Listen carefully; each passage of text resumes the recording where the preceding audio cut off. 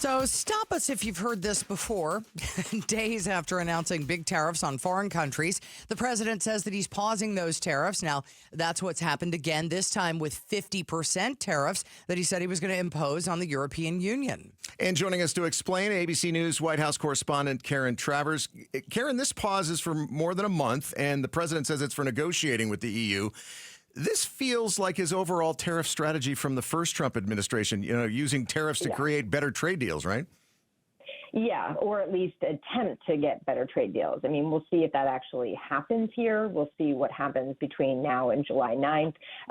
This was maybe an attempt to light a fire under these trade talks. Yesterday, the EU Trade Commissioner and the Commerce Secretary, Howard Lutnick, were on the phone. The president's trade rep also spoke to his European counterpart. So they were having conversations. But, it's not clear, based on what the president has said, of what exactly he's looking for. He was asked late last week if there's anything the EU could do to avoid the tariffs, and he said, I don't know. We're going to see what happens.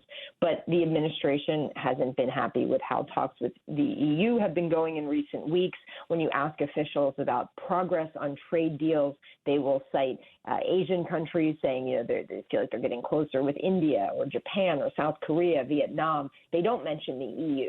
So this is potentially a way to jumpstart things. But I think your point there about how he did this in the first term, he is doing it now in the second term, and he keeps doing it repeatedly where there is a threat of tariffs. Then there is a pause to allow for negotiations, and we will see where there is a potential off-ramp here for an announcement of some deal, and whether it actually is a good deal or if it's the president backing down off of that threat before July 9th. Are there any major sticking points that he's mentioned or that the administration has mentioned? The president and his team will talk about, trying to push Europe to change how they do taxes, their consumption taxes. That is not something that the EU has been willing to put on the table. There have been conversations about some regulations on social media and tech companies, American companies. Again, that's not something that is likely to be part of the negotiations. The EU is not happy that they were subjected to that 10% baseline tariff that the president put in place. Remember when he paused the big sweeping stiff tariffs for 90 days back in early April, there was a baseline tariff that was put into effect, 10%. So countries escaped the worst of it in early April while this 90-day pause was in effect, but there still is a 10% tariff across the board all around the world. And the EU was hoping to be able to get out of that one or at least get it reduced.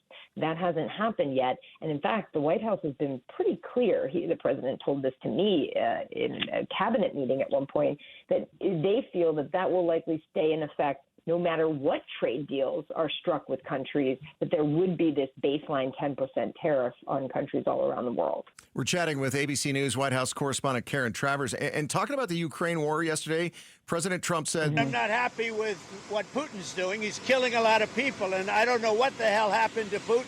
Later, in a social media post, President Trump said that Russian President Putin has, quote, gone absolutely crazy. This is a bit out of character for their relationship, isn't it? Yeah, this is some of the toughest, strongest words we've seen yet from the president against the Russian president. Russia has unleashed another round of drone strikes on Ukraine. This has been a significant bombardment. And to hear the president say, I'm not happy with what Putin is doing, I don't like it at all. We heard that a couple weeks ago after there were the missile strikes on Kyiv. Remember, he had posted on social media, Vladimir, stop. That obviously did not happen, and the president now seems to be ramping up the pressure. But what would he do next? Is he going to put more sanctions in place? What is he going to do to try and exert significant pressure to actually change Putin's behavior? We'll see what happens this week. All right, that's ABC News White House correspondent Karen Travers joining us here on KTAR. One of the other things that President Trump said on social media was, speaking about Vladimir Putin here, quote, everything out of his mouth causes problems. I don't like it, and it better stop.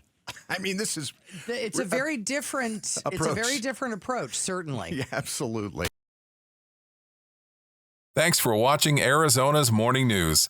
Click to watch more from KTAR News and hit the button in the middle to subscribe.